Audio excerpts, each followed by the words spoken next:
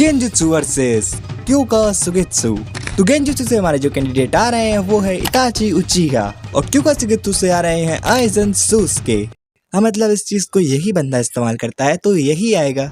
तो बात करेगा गेंजुत्सु की, तो इसमें यूजर अपने चक्रा से अपने पूरे के चक्रा को डिस्प्लेस कर उसे एक इमेजिनेशन वर्ल्ड या फिर कहीं के इल्यूजन में डाल लेता है जहाँ पर वो उसे फिजिकली नहीं बल्कि मेंटली टॉर्चर कर सकता है। और अगर बात करें इताची की गेंजुत्सु की, तो वो थर्ड मोस्ट सबसे पावरफुल गेंजुत्सु सुकियोमी का इस्तेमाल करता है जिसमें वो टाइम और स्पेस तक को मैनिपुलेट कर सकता है। लेकिन हम बात सिर्फ इताची की थोड़ी कर रहे हैं, हम बात कर रहे हैं गेंजुत्सु की। तो मोस्ट पावरफुल गेंजुत्सु को भी लेते हैं जो है इन्फिनिट सुकियोमी। इसे एक बार एक्टिवेट करने के बाद पूरा का पूरा वर्ल्ड एक इन्फिनिट ड्रीम में चला जाता है और इसकी यही बात इसे स्ट्रॉन्गेस्ट बनाती है। लेकिन इन दोनों का ड्रॉबैक, इवन सारे ही गेंजुत्सु का ड्रॉबैक ये है कि अगर तुम्हारे ओपोनेंट को पता है कि जो तुम रियलिटी उसे दिखा रहे हो वो एक फेक रियलिटी है, तो वो उस गेंजुत्सु को पहचान कर उससे निकलने का ट्राई कर सकता है। इसकी पॉसिबिलिटी इन्फिनिट सुकियोमी में काफी कम है, लेकिन 10-10 ने 4th ग्रेड निंजा वॉर में इसका प्रूफ दिया है। ऑल दोनों में से निकलना नेक्स्ट टू इम्पॉसिबल होता है, लेकिन निकलने का ट्राई कर सकता है। लेकिन इन दोनों से अलग एक चीज है जो है सेकंड मोस्ट सबसे पावरफुल गेंजुत्सु कोतो अमात्सुकामी। इस गेंजुत्सु में फंसने वाले को कभी पता ही नहीं चलेगा कि वो गेंजुत्सु के अंदर है या रियलिटी के अंदर। और 5 का सेगमेंट सबको इसी बात का डर था कहीं ये बड़वा इसी का इस्तेमाल ना करे, क्योंकि उन्हें कभी पता ही नहीं चलेगा कि वो गेंजुत्सु के अंदर है या रियलिटी के अंदर। लेकिन इसका भी एक ड्रॉबैक है कि इसे सिर्फ 10 साल में एक ही बार इस्तेमाल किया जा सकता है। हाँ, अगर हाशिरामा सेल्स तो एक दिन में एक बार कर सकते हैं, लेकिन उसके लिए भी वो होनी तो चाहिए जो फ्री में नहीं मिलती। और अगर बात करूँ मैं आइजन की, तो मैं सिर्फ एक ही चीज कहूंगा, अगर मैं ये वीडियो भी बना रहा हूँ, this is also part of Aizen's plan.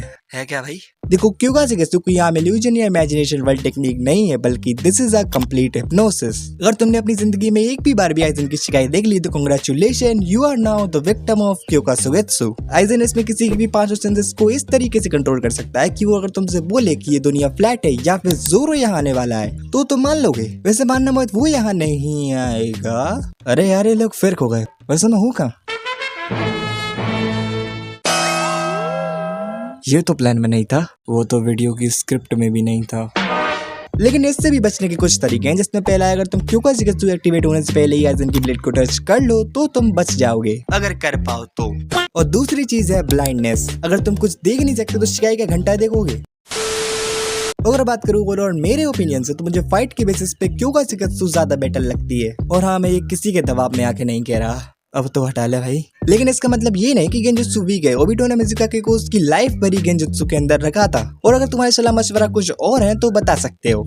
अरे कैसी जगह है यार, ये गया नहीं अभी तक।